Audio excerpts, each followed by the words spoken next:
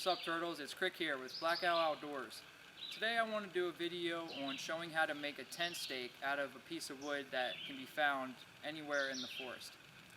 And I want to show a sort of style like this that I already have made here, which has a little bit of a point down here that I've taken off some wood, and I have this V up here which I really like.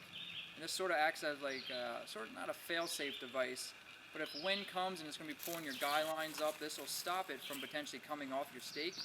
You can put a little notch in here, but I just like this. I like the style, I like the way it looks. It gives me a little bit of more reassurance when I'm guying out and really making my camp, my tarp, my tent foolproof. And I'm going to look for one on the ground real quick, try to find something I can make a stake like this out of. It might take a little bit longer since I'm looking for a specific, a stake that's long enough and has this V in it.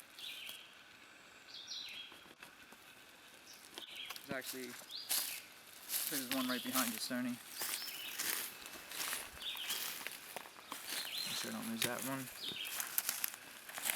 What I see right here on this branch is I'm going to use this part right here. That's what I want. I'm going to have this one be my stake that's going into the ground, and this is going to be my sort of fail-safe V. I'm going to do this without a saw. Probably make it easier if you can use a saw, but you don't need to.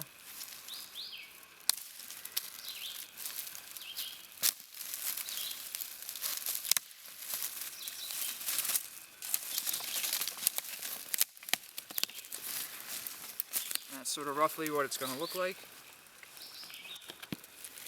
Light's still good. And to start this, I'm going to take this down a little bit. This is the top of the stake. Don't need all that. With a saw, you could go right through this, but with a knife, you can use this sort of technique of going around it multiple times from different directions. Get one pass like that.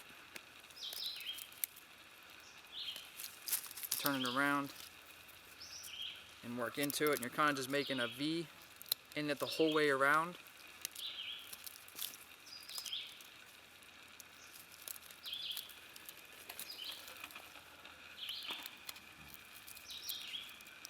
And when you're choosing a piece of wood for your stake, you want to make sure, you can find wood that's on the ground, but you want to make sure that it's not rotten, that it's going to be a strong piece of wood for you.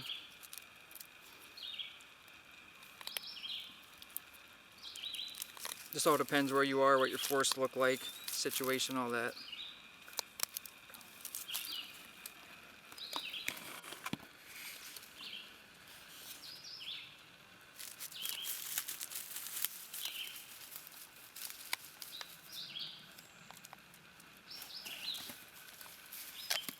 Got that where I need it. Break that off. Do the same thing for here.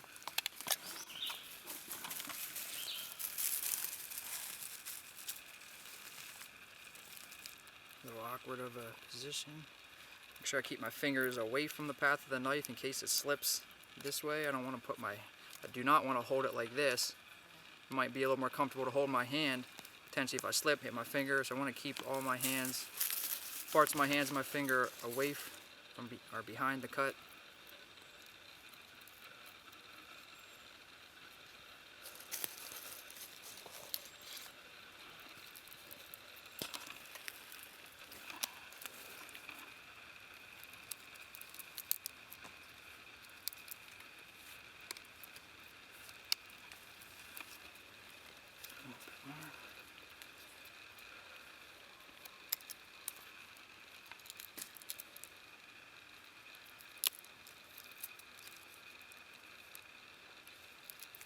Like I said, you can use a saw for this. A nice little folding saw would work well, like a one that's on my Wenger.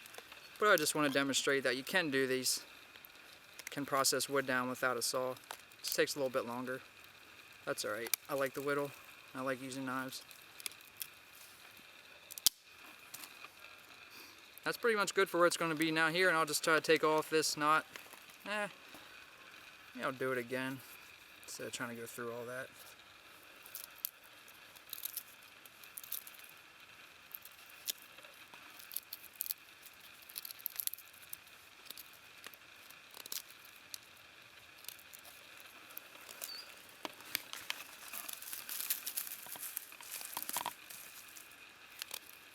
instead of trying to whittle this into a point, all this kind of, you know, this node or whatever from a branch, I'm just gonna take that off the way I did. Now this will be much easier to whittle into a point. I'm gonna start a little bit higher up too, to help give it less friction when it's going through the ground.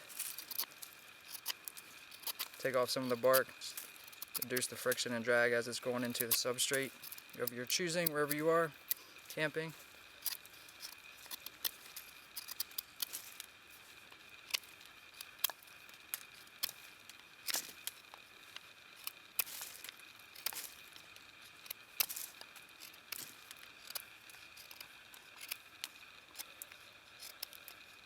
You want to make sure you don't just make it a really super thin point by going too much at it. You want to make sure it still has a little bit of girth and diameter to it. It doesn't need to be, you know, the sharpest tip point, just enough to penetrate the ground. You can see this the way I have it now. Just bring these humps down a little bit up here just to make it a little bit smoother into the ground. It doesn't have to, you know, win any beauty contest. It's just going into the ground. Make sure it's effective. That's going to do its job, but it doesn't have to be the prettiest. And that's pretty good. Let's take a little bit more bark off.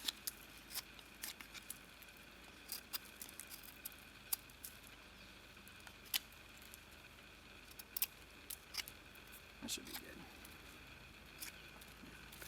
good. This is pretty long as a stake. If you have really, you know, loose ground, legs are cramping up, you might want, you know, potentially something a little bit shorter, a little longer, but and at this point, it also gives me a nice little handle to help work it into the ground. I'll just go here, show you getting into the ground. And through my experience of putting in stakes, if you're going to use, you know, thinner stakes, you can bend them. But what really helps is to get a good, you know, grip on it, or if you're rocking, really engage your core so that you're not just, so your whole weight is sort of balanced and it's going in with it and not just bending it. And at that point, you know, I can put my piece of cordage over here. I'll show you for demonstrative purposes. This is just where my neck knife. So my ridge line then would go here. And like I was mentioning before, if the wind's coming and my tarp's shaking all crazy, I have this V notch here that won't allow this to slip off the stake. That'll at least keep my, you know, my tent or my tarp attached to the stake. And that's basically it. This is Krik signing out with Black Outdoors. Later, turtles.